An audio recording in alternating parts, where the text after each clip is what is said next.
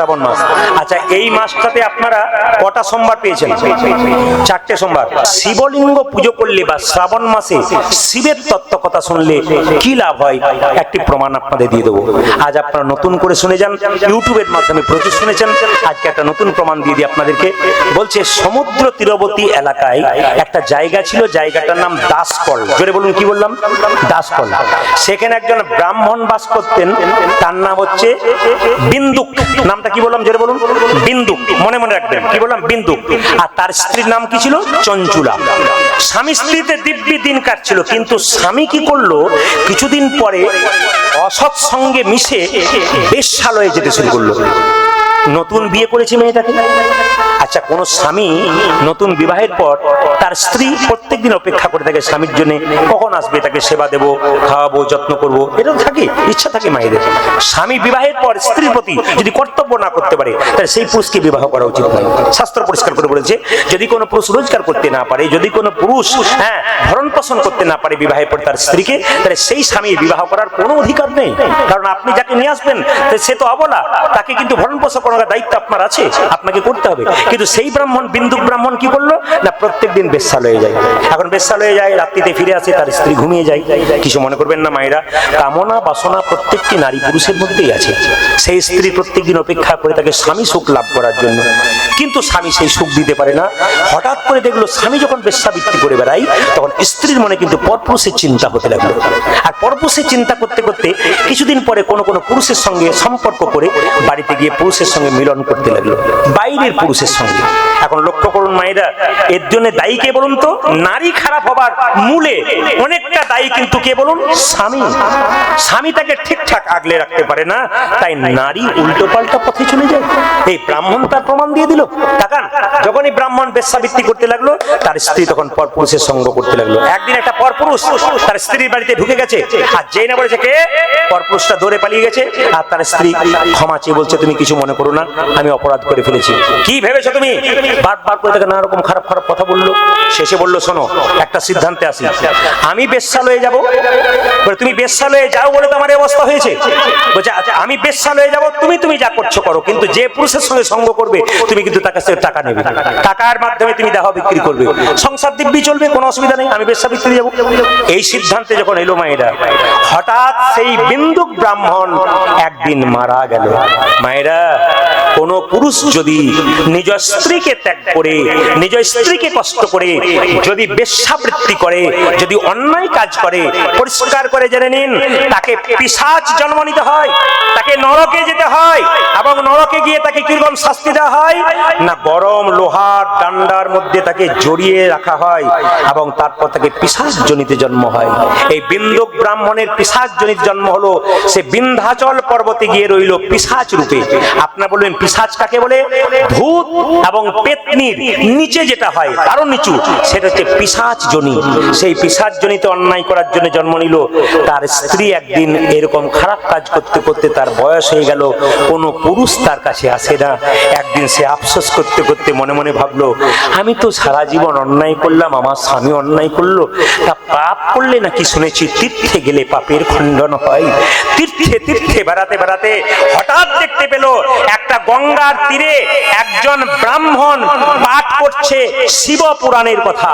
আর শিব পুরাণের পাঠ করতে করতে যখন বলছে যে কোন নারী বা কোন পুরুষ যদি কোন পরপুরুষ বা পরনারীর প্রতি কোন স্ত্রী বা তার স্বামী যদি আকৃষ্ট হয়, তবে তাকে পিশাচ জনিতে জন্ম নিতে হয়।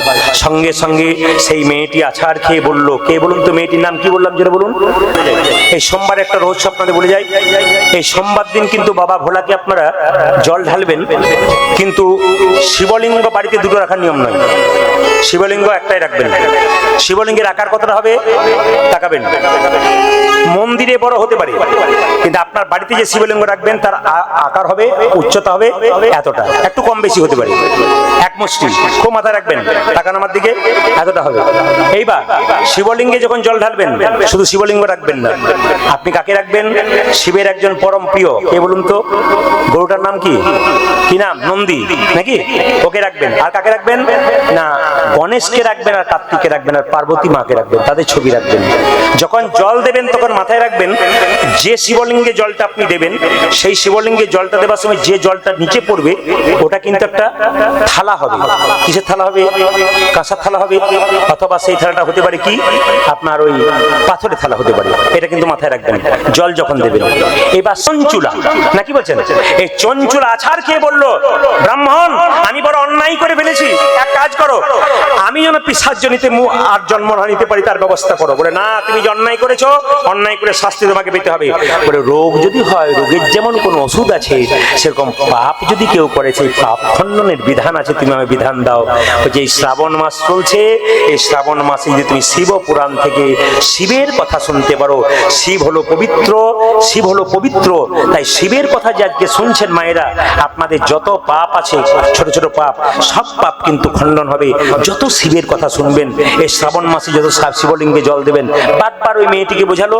এখন মেয়েটি যখন হঠাৎ একদিন মারা গেল, সেই চঞ্চুলা মারা যাওয়ার পর সবাই লক্ষ্য করুন, তার কিন্তু আর নরকগামী হলো না। কেন? শিব পুরাণ পড়েছে, শিবের কথা জেনেছে, শ্রাবণ মাসে সোমবার সোমবার জল ঢেলেছে, উপবাস করেছে, তা একটা ফল তো আছে। কোথায় গেল মায়েরা? শিবলোকে গেল। শিবলোকে গিয়ে দুর্গা দেবী পার্বতী জিজ্ঞেস করছে, এই যে চঞ্চুলা, তুমি কেন এরকম করে চুপ করে বসতে, কি হয়েছে? বলছে আমার একটি মাত্র অশান্তি। বলে কি? আমি তো পিশাচজনি থেকে মুক্তি পেলাম শিব পুরাণ পড়ে, শিবের কথা শুনে। আমার স্বামী হলো, সে যতই অন্যায় করুক তবু তো স্বামী বটে, সে তো পিশাচজনি ভোগ করছে, তার জন্য আমি চিন্তা করছি তার কি অবস্থা হবে। বলে শোনো, এক কাজ করো, নারায়ণের যেমন একজন নারায়ণ নারায়ণ গুণগান গাইতো, তার নাম কি? নারদ। ঠিক সেরকম শিবের গুণগান গাচ্ছ, তার নাম তম্বুর। নামটা কি বলুন তো?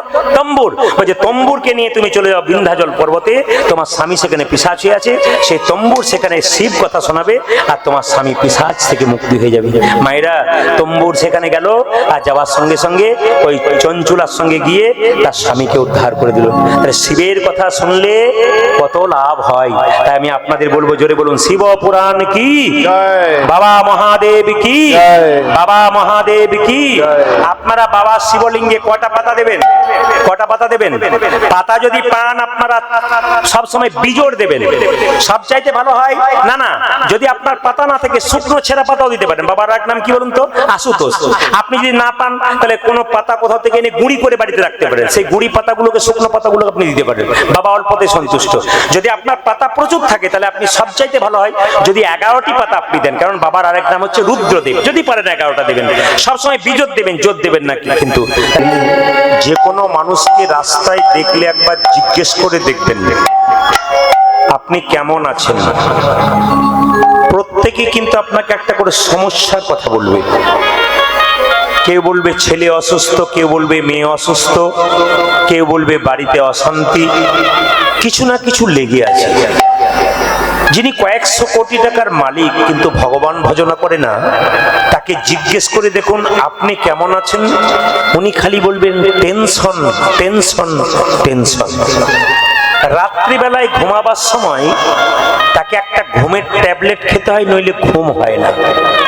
কিন্তু কোন কৃষ্ণ ভক্তকে জিজ্ঞেস করুন আপনি কেমন আছেন, উনি বলবেন হরির কৃপায় ভালোই আছে। আপনারা ভালো বলতে শিখুন। মানুষের কাছে দুঃখের কথা বলে আপনার লাভ নেই। রাস্তায় কারোর সঙ্গে দেখা হলো, তাকে দেখে বললেন আমার এই সমস্যা আছে, উনি সমাধান করবেন না। আপনার সমস্যার সমাধান করার দায়িত্ব একজন নিয়েছেন, স্বয়ং ভগবান কৃষ্ণ। তাই আপনাদের বারবার বলবো যে যে যত ধৈর্য ধরে হরিনাম শুনবেন, তার তত গৌর গোবিন্দের কৃপা হবে। এ সংসারে মায়েরা বাচ্চাদেরকে বলেন না, ধৈর্য ধরে পড়, ধৈর্য ধরে পড়, হ্যাঁ মন দিয়ে পড়। আপনাদের কাছে আমার নিবেদন রইল, আমি বলি নাই, পণ্ডিত বলেছেন মান মানা মাদ ভক্ত মাদ জাজিমাং কুরু। তার মানে কি? আপনি কটা টাকা ভগবানকে দিলেন, কটা আপেল কটা লেবু ভগবানকে দিলেন, ভগবান ওটা দেখে না। আপনি আপনার মনটা কতখানি ভগবানকে দিলেন, ওইটাই ভগবান দেখে। আজকে আপনারা কিছু আনেন আর না আনেন, সুন্দর করে একটা করে মন আপনারা এনেছেন। এই মন যদি অন্য কাউকে সংসারে দেন, ও আপনার সঙ্গে বেঈমানি করলেও করতে পারে, কিন্তু ভগবানকে মনটা দিলে উনি আপনার ঋণ কোনোদিন রাখবে না। নিতাই গৌর হরি। এই জন্য আপনাদের বারবার বলা কথা, ভগবানের সামনে কিছু কাজ করুন। একটু মন দিয়ে শুনবেন বাবা, আস্তে। আপনারা যারা আস্তে আস্তে, শব্দ নয়, আমি বারবার বলেছি, এই গলিটাতে শব্দ হচ্ছে, কিন্তু এইখানটাতে শব্দ হচ্ছে, এইদিকে তাকাবেন। আমি সুন্দর করে আপনাদের বুঝিয়ে দিতে চাই মায়েরা। ভগবান কৃষ্ণ বলছেন, আমি রাধারানীর দাস। তাকাবেন, রাধারানীর দাস কৃষ্ণ। কেন? কৃষ্ণ নিজের হাতে রাধারানীর পায়ে তার নামটা লিখে দিয়েছিল। চিন্তা করুন আপনারা, ভগবান কৃষ্ণ নিজের হাতে রাধারানীর চরণতলে নিজের নামটা লিখে দিয়েছিল, কৃষ্ণ কৃষ্ণ বলে। নাম লিখতে গিয়ে কৃষ্ণ মনে মনে ভাবছে, যদি কৃষ্ণ নাম তো কঠিন নাম, যদি লিখতে লিখতে আঁচড় লেগে যায়, তাই বলল ধুলাতে লিখিলাম নাম, পদ রাখো তাই। তার মানে আমি ধুলোর মধ্যে কৃষ্ণ নাম রাখলাম, লিখলাম, তার উপরে তুমি চরণটা দাও। তাহলে দেখুন, এতে যদি কারো অবিশ্বাস হয় যে রাধারানীর কৃষ্ণের কৃষ্ণ রাধারানীর দাস, এতে যদি কারো সন্দেহ যায়, পণ্ডিত বললেন, কোটি কোটি যুগ ভজয়ে আমার, আমি যে রাধার দাস, ইহাতে সন্দেহ যার, কোটি কোটি যুগ ভজয়ে আমার, সকল ভজনা বিফলে তার। এই জন্য বিশ্বাস করতে হবে। একটু তাকাবেন, একটা দামি উদাহরণ আপনাদের দেব। যারা গীতা পড়েন, দেখবেন গীতাতে একটা শ্লোক আছে, অনন্যাশ্চিন্তমাং যে জনা পর্যুপাসতে তেষাং নিত্যাভিযুক্ত নাম যোগক্ষেম বাহাম্মহম। এই সংস্কৃত শ্লোকটার একটা সংক্ষেপ অর্থ হলো এইটাই, যে এক মনে এক চিন্তে কেউ যদি আমাকে ভজন করতে পারে, আমি তার সমস্ত ভার নিজের কাঁধে বইয়ে তার।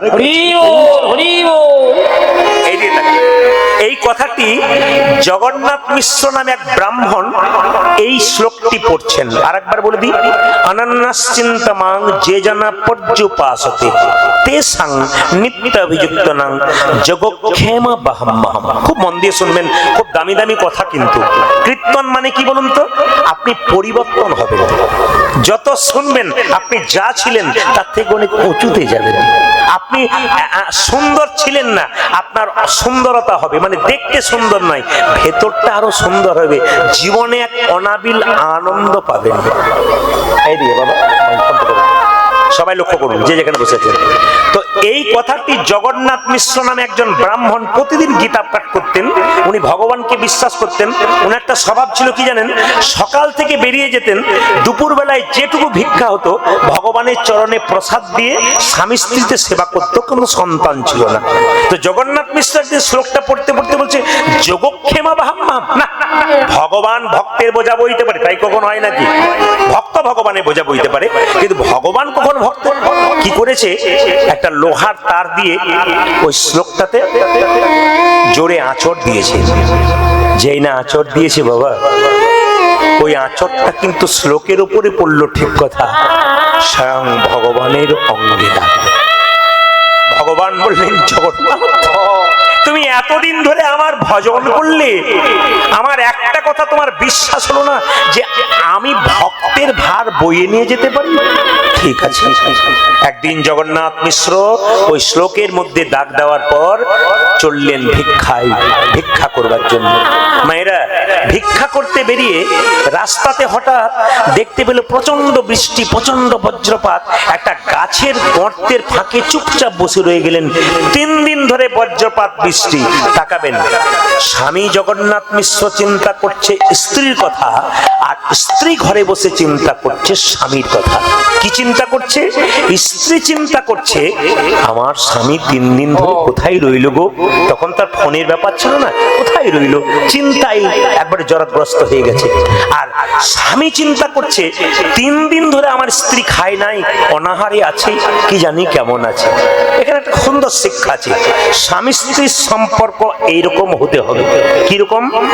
একে অপরের চিন্তন করতে হবে। তাকাবেন মায়েরা, স্বামী স্ত্রীর সম্পর্ক হাত এবং চোখের মতো। কিরকম? হাতে ব্যথা পেলে চোখ কাঁদবে, আর চোখ কাঁদলে হাত তার জল মুছিয়ে।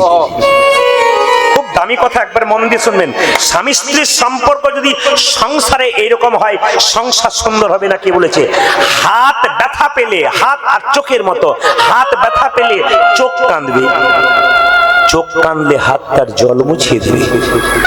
একে অপরের দুঃখে সুখে দুজন থাকবেন, সংসার আপনার ভালো হবে। মায়েরা, জগন্নাথ মিশ্র গাছের গর্তের নিচে চুপচাপ বসে আছে। বৃষ্টি থেমে গেল, তার স্ত্রী প্রত্যেকদিন ভগবানের ভজন করে, তারপর সেবা পায়।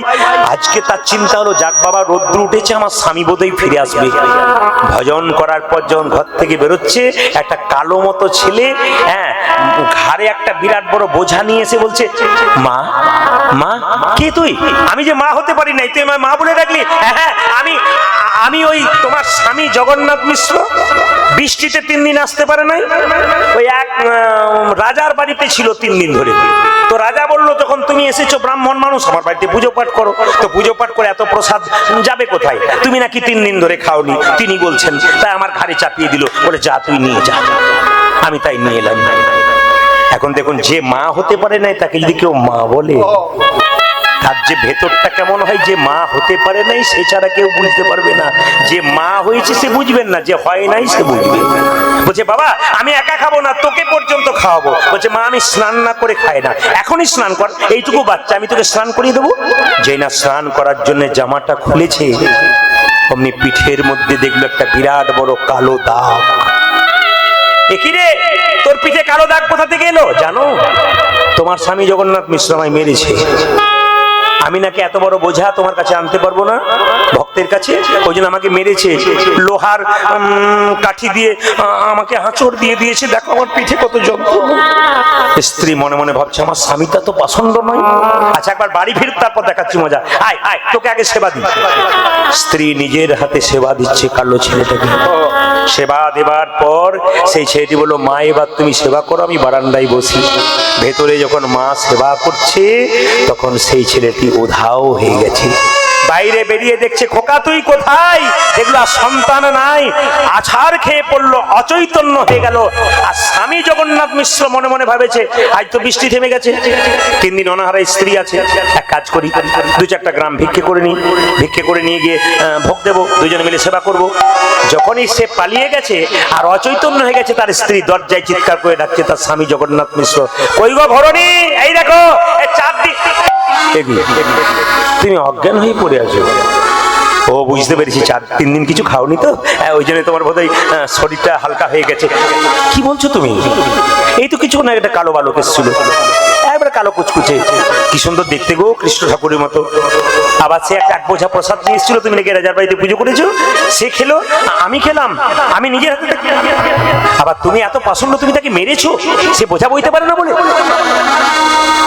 সেই বালক কই? আর নাই। আছাড় খেয়ে পড়ল জগন্নাথ মিশ্র। প্রভু, যোগক্ষেম অবহাম কথাটা লেখা আছে, ওই লেখার উপর আমার বিশ্বাস হয় না, আঁচড় দিয়েছিলাম।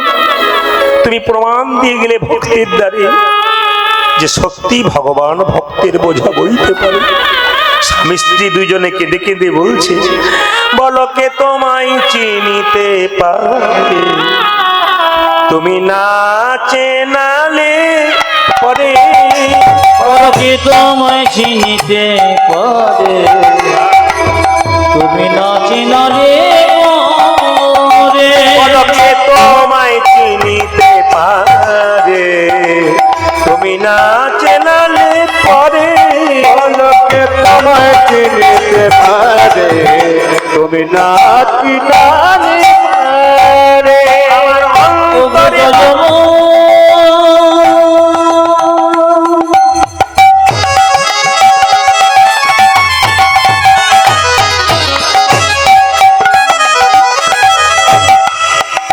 বলো কে তোমায় চিনতে পারে, তুমি না চিনলে পরে। আমার অন্তরে বাহিরে দেখি যে তোমারে, অন্তরে বাহিরে দেখিতে তোমারে, দেখেও না দেখি তোমারে, কে তোমায় চিনতে পারে, বলো কে তোমায় চিনতে পারে, তুমি না চিনতে পারে, তোমাকে তোমায় চিনতে পারে, আমি না চিনতে পারে। আমি আপনাদের বলতে চাই, স্বয়ং মহাপ্রভুর লেখা একটা শ্লোক আছে, সেই শ্লোকটা একটু আপনাদের বলে যাই। চেতা দর্পণ মার্জনং ভব মহাদবগ্নি নির্বাপনং শ্রেয়ঃ কৈরব চন্দ্রিকা বিদ্যা বোধ জীবনং আনন্দ বুদ্ধি বর্ধনং প্রতিপদং পূর্ণামৃত সাধনং সর্বত্র সবানং পরং পূজয়তে শ্রীকৃষ্ণ সংকীর্তনং। একটু বুঝিয়ে দিই আপনাদের। চেতা দর্পণ মার্জনং, মায়েরা আপনাদের কিছু মনে করবেন না, আপনাদের চুলে ময়লা জমলে আপনারা কি নেন? শ্যাম্পু। শরীরে ময়লা জন্মে আপনারা কি করেন? সাবান নেন। কিন্তু এখন বলুন তো, মনের ভেতরে যদি কারো ময়লা জন্মে তাহলে কি করবেন? মনের আয়নাতে যদি কারো ময়লা জন্মে, কিছু মনে করবেন না, দেখবেন বাজার থেকে আয়না কিনতে গেছেন, ওই আয়নাতে আপনার আমার মুখ দেখা যায়, কিন্তু ভগবান যে একটা হৃদয়ে আয়না দিয়েছে, ওটা আপনার আমার মুখ দেখা যায় না, স্বয়ং ভগবানের মুখ দেখা যায়। বাজার থেকে যে আয়নাটা আপনি কিনেছেন, ওই আয়নাতে যদি ময়লা জমে যায়, তাহলে কস্টিক সোডা দিয়ে ঘষে দেন আর জল দিয়ে পরিষ্কার করে দিন। তাহলে আমাদের চেতনার আয়না, মনের আয়না যদি কারো ময়লা হয়ে যায়, তাহলে হরিনাম নামক কস্টিক সোডা আর নয়নের জলে যে ধুয়ে দিতে পারে, তার মনের আয়নাটা পরিষ্কার হয়ে যাবে। আনন্দ বুদ্ধি বর্ধনং, মায়েরা হরিনাম শুনলে আনন্দ পাবেন। কার কাছে বসবেন? হরিনাম কারো কাছে, যাত্রার কাছে বসতে নাই। দেখবেন যে খুব ছটফটে, খুব চঞ্চল, তার সামনে বসে কীর্তন শুনুন, দেখবেন আপনার মনমতি চঞ্চল হয়ে যাবে, ও দেখবেন ছটফট করবে, আপনিও ছটফট করবেন। ওই জন্য কীর্তন শুনতে হয় ভক্তের পাশে বসে। কেন? তিনি যদি হাত তুলে দেন, আপনার ইচ্ছা না থাকলেও আপনিও তুলে দেবেন, আর যখন আপনি তুলে দেবেন তখন আপনার কাজ হবে। এই যে আগামীকাল প্রসাদ হবে, প্রসাদটা যার কাছে বসে বসে খেতে নেই, কার কাছে বসে প্রসাদ সেবা করতে হয়? ভক্তের পাশে। কারণ তিনি প্রসাদ সেবা করার সময় জনার্দন বলে কপালে ঠিকিয়ে প্রণাম করে সেবা করবে। আর যে ভক্ত নয়, সে আপনার দিব্যি নিয়ে নেবে, কে কোথায় নিল দেখলো না, তার সামনে বসলে আপনার সেরকমই হবে। এই জন্য কীর্তন যখন শুনবেন, প্রসাদ যখন পাবেন, যাত্রার কাছে বসে পাবেন না, ভক্তের পাশে বসুন, দেখুন আপনার লাভ হয়ে যাবে। আনন্দ বুদ্ধি বর্ধনং, কিছু মনে করবেন না। এখানে একটা ভালো খবর পেলাম। কি খবর বলুন তো? আমাকে একজন আমরা জোরে বললো, দাদা এখানে একটা ভালো খবর আছে। বলে কি খবর? এখানে কোনো মাতাল নাই। আপনাদের হাসিতে বুঝতে পেরেছি পার্টি আছে। না না, পার্টি আছে, তার প্রমাণ আছে। কেন? আমি যখন আমরা জলের একটু আগে ঢুকবো, এরা মোটর সাইকেল আনতে গিয়েছিল, তখন একজন আমাকে বলছে দুপুর বেলাতে, বলছে এই তো প্রদীপ বাবু। আমি বললাম, আপনি দুপুর বেলায় খেয়েছেন? বলে হ্যাঁ, আমি খেতে পারি, কিন্তু আমি কবিতা লিখি। বললাম কি কবিতা লিখেছো? বলছে কবিতা লিখেছি কি, এই যে দুধে কি, আপেলে পোকা দুধে জল, বিড়িতে শক্তি আর মদে বল। আমরা বাবারে কি কবিতা লিখেছো? আমরা তুমি কি কি কি মদ খাও? তখন সে কি বলে জানেন? বলছে আমি কি খাই গো?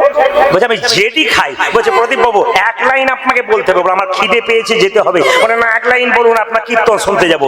বললাম খাবে জেডি, ফুলবে বডি, শ্মশান তোমার জন্য রেডি। ও বলছে আর তোমার কীর্তন শুনতে গেলেই কি, না গেলে তো। কিন্তু উনি এসেছেন, আপনারা অবাক হয়ে যাবেন, উনি কিন্তু দাঁড়িয়ে আছেন আর খিলখিল করে হাসছেন, কারণ এখন উনি আর পাওয়ারে নেই আর কি। তখন পাওয়ার ছিল, এখন হরিনামে ঠিক। রাধা রানী কি। মায়েরা মদ খেতে খেতে, আনন্দ পেতে পেতে লাংস, কিডনি, লিভার নষ্ট হয়ে যাবে, নিরানন্দের সাগরে পৌঁছাবে। কিন্তু হরিনাম এমন একটা মদ, আনন্দ পেতে পেতে পেতে পেতে পরমানন্দ ভগবানের চরণ লাভ। তাই সবাই মিলে একটু করজোরে বসুন। যদি আপনাদের মনের ময়লাগুলো কেউ দূর করতে চান, তো ভগবানের কাছে একটু প্রার্থনা করে নিন। সবাই করজোরে বসে মাথায় কাপড়টা নিয়ে সবাই প্রার্থনা, বাচ্চারা যারা বসে আছো তারা করজোরে বসবে, ভগবানের কাছে প্রার্থনা করুন সবাই মিলে একসঙ্গে।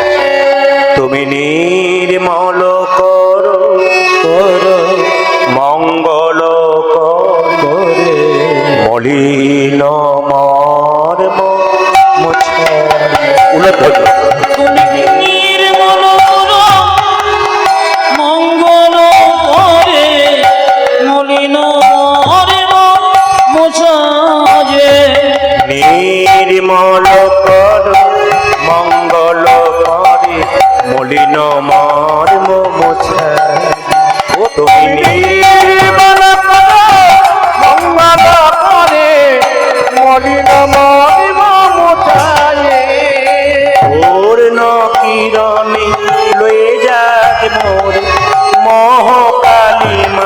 ঘোচায়ে মলিন মর্ম মোছায়ে। নির্মল তোর মঙ্গল করে মলিন মর্ম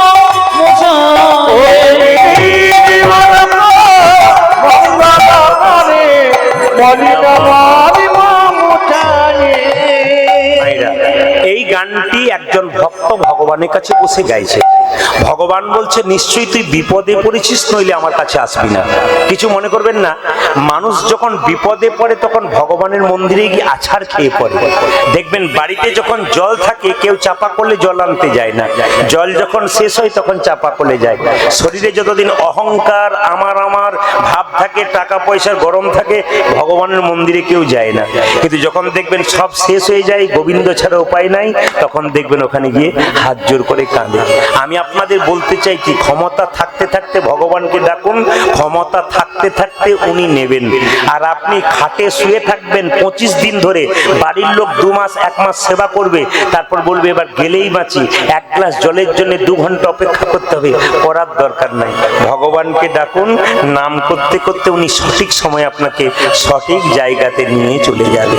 সবাই লক্ষ্য করুন, ভক্ত যখন এই গানটা গাইছে, বলছে প্রভু তুমি নির্মল করো মঙ্গল করে, তোমার ওই মঙ্গলময় হাত দিয়ে আমার ভেতরে যত কামনা বাসনার ময়লা আছে সব তুমি দূর করে দাও। এবং ভগবান বলছে তুই নিশ্চয়ই বিপদে পড়েছিস। হ্যাঁ প্রভু, কোন বিপদে জানো? লক্ষ শূন্য লক্ষ বাসনা ছুটিছে গভীর আধারে, জানি না কখন ডুবে যাবে কোন অকুল গরল পাথারে। বলবেন যারা বলতে পারবেন আরো হবে, বলতে পারলে না, বলতে পারলে পরে যদি বলতে তাহলে হাত দেবে না, তাহলে হাত ছেড়ে দাও। জানি না কখন ডুবে যাবে কোন অকুল গরল ভাইরা, পাথারে। এই লক্ষ্য কথা দুটো অর্থ আছে। একটা হচ্ছে 1 লক্ষ, আর 1 লক্ষ একের পেছনে শূন্য দিয়ে দিয়ে লক্ষ্য হয়।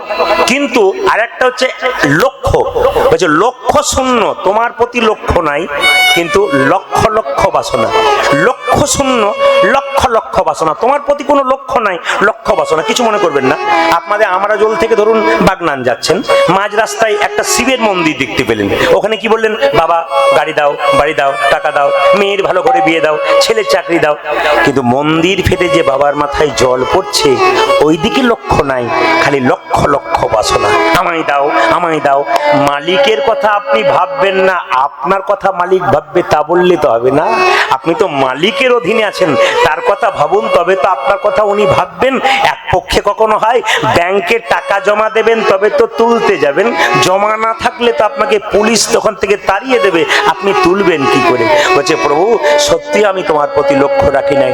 লক্ষ শূন্য লক্ষ বাসনা ছুটিছে গভীর আধারে, জানি না কখন ডুবে যাবে কোন অকুল গরল পাথারে।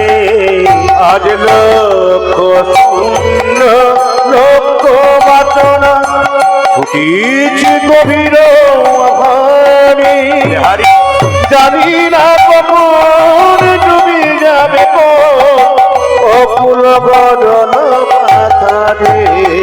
তুমি বিশ্ব বিপদ হন্তা, প্রভু দ্বারাও রুধিয়া পন্থা। বিশ্ব বিপদ হন্ত প্রভু দ্বারাও রুধিয়া পন্থা। অবশ্যই চরণ তলে লইয়ে সমর মর্ত বাসনা ঘোচায়ে, মলিন মর্ম মোছায়ে। উলধ্বনি তুমি মঙ্গল করে মলিন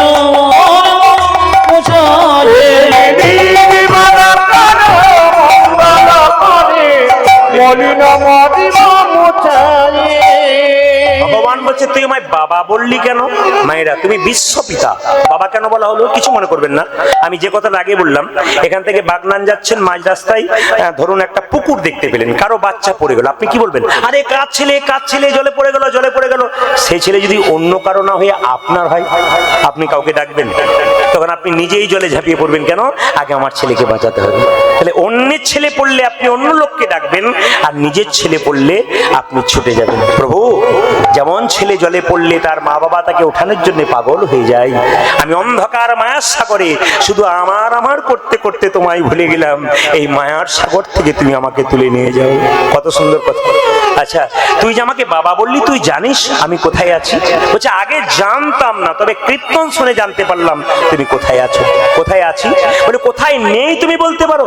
আছো নয়নীলে চিরনাভনীলে উধার সলিলে গহনে, আছো বিকপিলতায় জলদের গায় শশিতার গায় তপনে। অনিলে বলে হারি চিরন ভরিলে শনিলে গহনে, আছো বিডোপি লতায় জলদের গায় শশিতার গায় মায়েরা, আগুনে আকাশে বাতাসে জলে সব জায়গাতে তুমি আছো। আছো অনলয়নীলে চিরনাভনীলে উধার সলিলে গহনে, আছো বিকপিলতায় জলদের গায় শশিতার গায় তপনে। আছো অনলয়নীলে চিরনাভনীলে উদর চলিলে গগনে, আছো বিকপিলতায় জলদের গায় শশিতার গায় তপনে। ভগবান বলছে তুই যদি জানিস যে আমি এত জায়গা আছে, তুই দেখতে পাস না কেন? কি করে দেখতে পাবো? আমি নয়নে বসন বাঁধিয়া বসিয়া ধারে মরিব কাঁদিয়া। উলট করি বসিয়া ঘরে যারা কীর্তন শুনতে এসছেন কিছু মনে করবেন না, আপনারা কীর্তন শুনছেন, আমি কীর্তন করছি, প্রত্যেকের চোখে একটা করে কাপড় বাঁধা আছে। প্রশ্ন করবেন কাপড়টা দেখতে পাচ্ছি না কেন? ওটা মায়ার কাপড়। কিরকম ভগবানকে আপনারা দেখতে পেতেন, আমরাও পেতাম, কিন্তু দেখতে পাচ্ছি না কেন? মায়ার কাপড় বেঁধে আছে। দেখবেন আগেকার গাড়িতে নিয়ম ছিল, গাড়ির কাঁচটা খুব কালো, ভেতরে যারা থাকতো তারা বাইরের লোককে দেখতে পেত, আর বাইরের লোক তারা ভেতরের লোককে দেখতে পেত না। ভগবান কালো কাঁচের ভেতরে থাকেন, আমরা তাকে দেখতে পাই না, তিনি কিন্তু আমাদের দেখতে পাচ্ছেন। আমরা কালো কাজটা হচ্ছে মায়া। আর একটা তত্ত্ব কি না, রাম লক্ষ্মণ এবং সীতা তিনজন বনে যাচ্ছে, আগে যাচ্ছে রাম, মাঝে যাচ্ছে কে? এদিকে দেখেন, আগে যাচ্ছে রাম, মাঝে যাচ্ছে কি? সীতা, পেছনে লক্ষ্মণ। লক্ষ্মণ বারবার ভাবছে আমি রাম দেখবো, কিন্তু দেখতে পাচ্ছে না কেন? মাঝখানে সীতা নামক মায়াটা আছে। রামকৃষ্ণদেব বলল মায়া কেমন?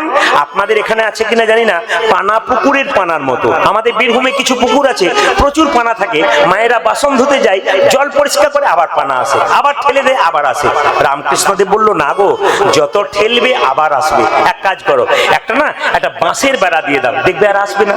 মায়েরা, সংসার নামক পুকুরে মায়া নামক পানাকে যদি কেউ আটকাতে চায়, তবে ভক্তির বাঁশের বেড়া দিতে হবে। আমি নয়নে বসন বাঁধিয়া আধারে মরিব কাঁদিয়া, আমি নয়নে বাঁধিয়া বসিয়া ধারে মরিব কাঁদিয়া। আমি দেখি নাই কিছু, বুঝি নাই কিছু, দাও হে দেখায় বোঝায়, মলিন মার তুমি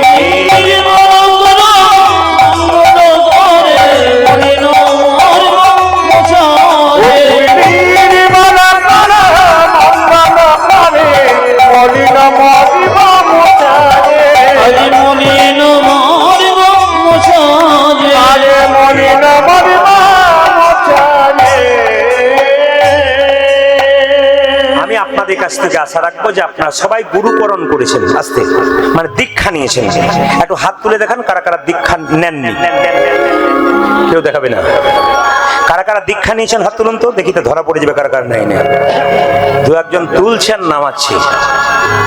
না না, আপনার সবাই নিয়েছেন। আমি একটা কথা বলে দিই, যে যেখানে আছেন। আজকে তোমার বাবুর সঙ্গে কথা হচ্ছিল, খুব দামি কথা। কি বলছে?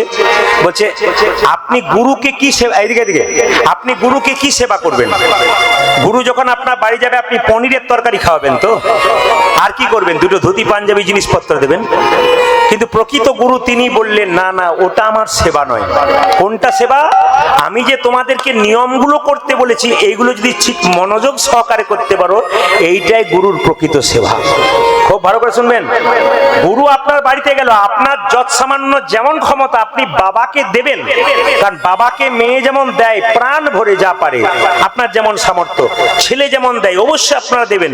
কিন্তু আপনারা সেবা হচ্ছে আসল কোনটা না, গুরু যে উপদেশগুলো দিয়েছে করবার জন্য, সেগুলো যদি করতে পারেন তবে কিন্তু আপনার প্রকৃত গুরু সেবা হয়ে যাবে। আমি আপনাদের বলতে চাই মায়েরা, যারা দীক্ষা মন্ত্র ভজন করেন তারা ইউটিউবের মাধ্যমে শুনেছেন, আমি আরেকবার আপনাদের জানিয়ে দিয়ে যাই। যখন আপনারা আসনের উপরে বসে মন্ত্র জপ করবেন, কোনোদিন নিচে বসে মন্ত্র জপ নয়, একটা আসন নিতে হবে। কম্বলের আসন হলে সবচেয়ে ভালো। আগেকার মুনি ঋষিরা ব্যাঘ্র চর্মের আসন নিত, দরকার নেই। আপনার বাড়িতে যা আসন আছে আপনি সেই আসনের উপরে বসে মন্ত্র ভজন করুন।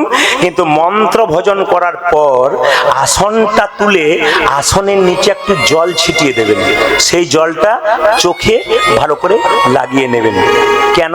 এবং একটা মন্ত্র বলে নেবেন। যদি পুরুষ মানুষ হয় তাহলে বলবেন ওং শক্রাহা নমঃ, আর যদি নারী হয় তাহলে ওংটা বাদ দিয়ে বলবেন শ্রী শক্রাহা নমঃ। ইউটিউবের মাধ্যমে আপনারা পেয়ে যাবেন, কারণ ক্যামেরা এসছে অনেকগুলো।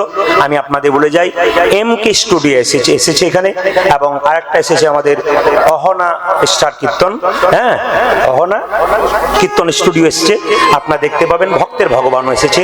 তা আপনাদের কাছে নিবেদন রইল, আপনারা ইউটিউবের মাধ্যমে শুনতে পাবেন। আর একবার বলে দিই, যে যেখানে বসে আছেন, যারা আসনে বসে ভজন করবেন, অবশ্যই ভজন করতে হবে মেয়েরা আসনে বসে। কিন্তু আসনটা যখন তুলবেন, সবাই তাকান, আসন ভজন হয়ে গেল, মন্ত্র ভজন হয়ে গেল, মন্ত্র ভজন হওয়ার পর আসনটা তুলে একটু জল ছিটিয়ে দেবেন। ওখানে ঘটি দিয়ে জল রাখবেন, জলটা ছিটিয়ে দেবেন। জলটা ছিটিয়ে দিয়ে ওই জলটা চোখে মুখে নিয়ে নেবেন, নিয়ে বলবেন, পুরুষ মানুষ বলবেন ওং শক্রাহা নমঃ, আর যদি নারী হয়, মেয়েরা হয়, তাহলে বলবে শ্রী শক্রাহা নমঃ। কেন? যে মন্ত্রটা আপনি ভজন করলেন তার যে একটা ফল, যদি আপনি জল তার নিচে না দেন তাহলে ইন্দ্রদেব কিন্তু চুরি করে নিতে পারে। আপনি এত মন্ত্র ভজন করছেন, ফলই পাচ্ছেন না। ফলটা পাবেন কখন? যদি আসনের নিচে একটু জল ছিটিয়ে চোখে মুখে নিয়ে নিতে পারেন।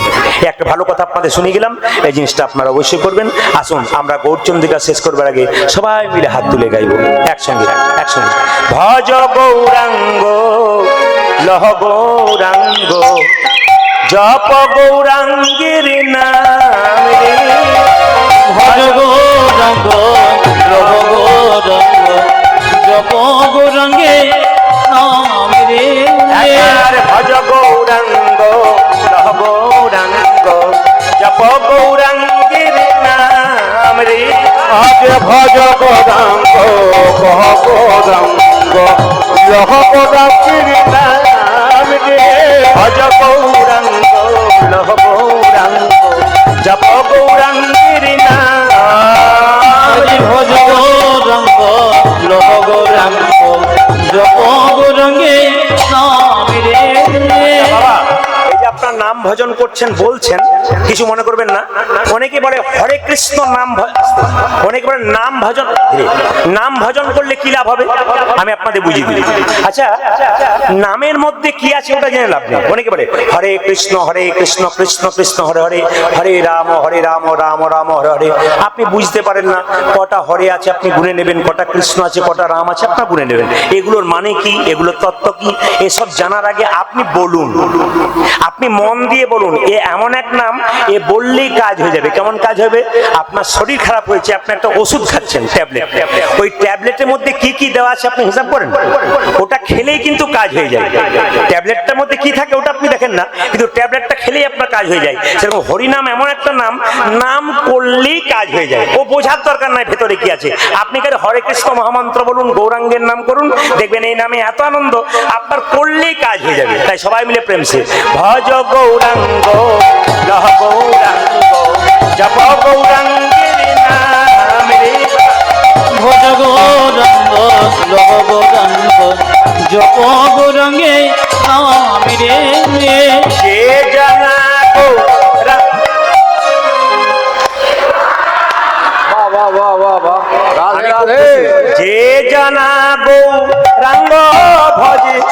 সে হয় আমার প্রাণ রে।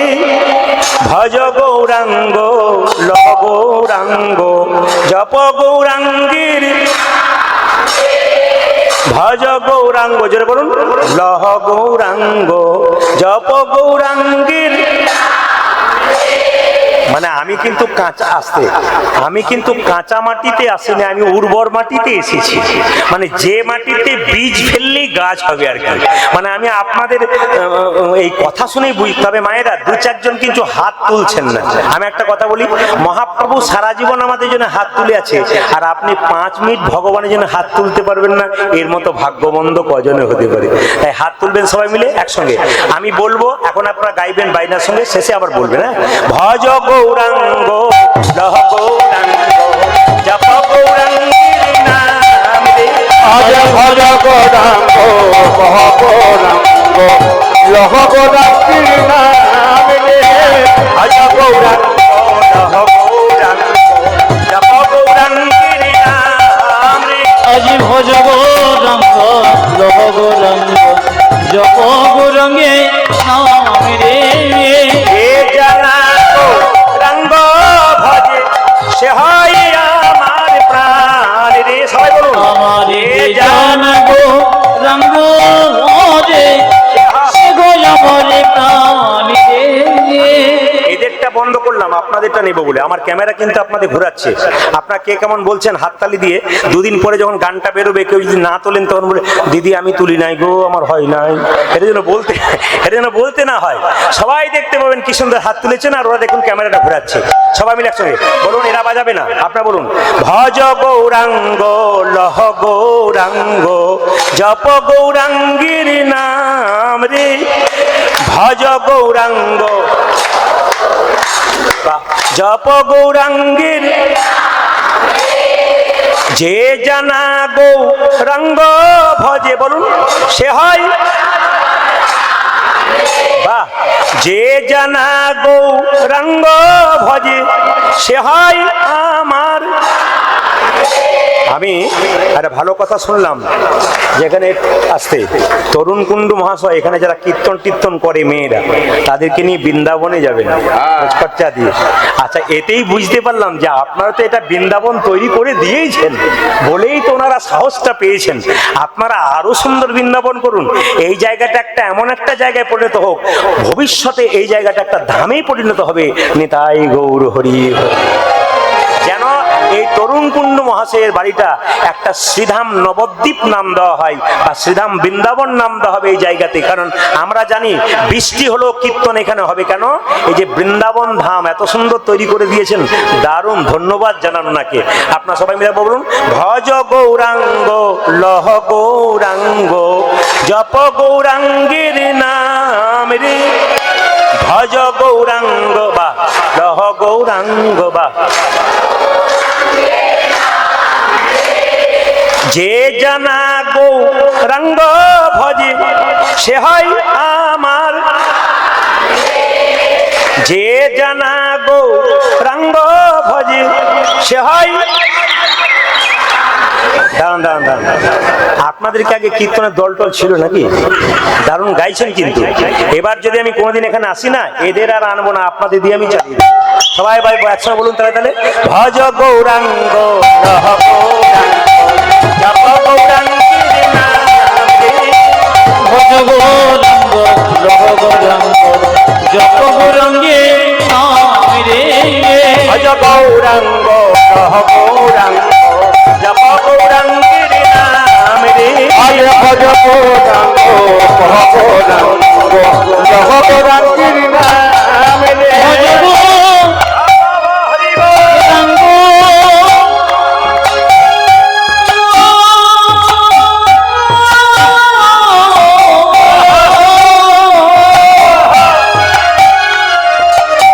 লহ গৌরাঙ্গ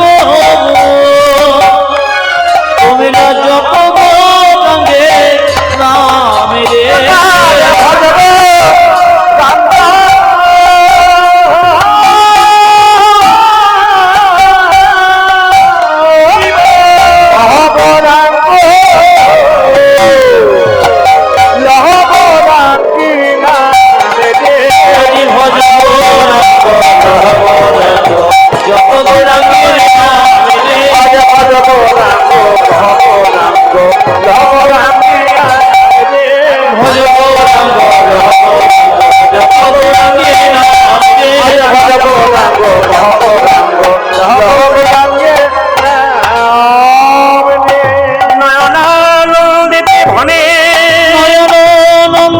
ভরে সেই তো সকলে জানে সকলে জানে সর্বসিদ্ধি করতলে তার করতলে जोर से बोलना पड़ेगा बोलून राधे राधे सुंदर सुंदर सुंदर सुंदर এত সুন্দর পরিবেশ তৈরি করেছেন আপনারা একটু জোরে বলুন আমি যখনই বলবো যে কি বলতে হবে তখনই আপনারা রাধে রাধে বলবেন কি বলতে হবে আরো জোর से बोलना पड़ेगा আরে জোরে বলো না আরো জোরে বলো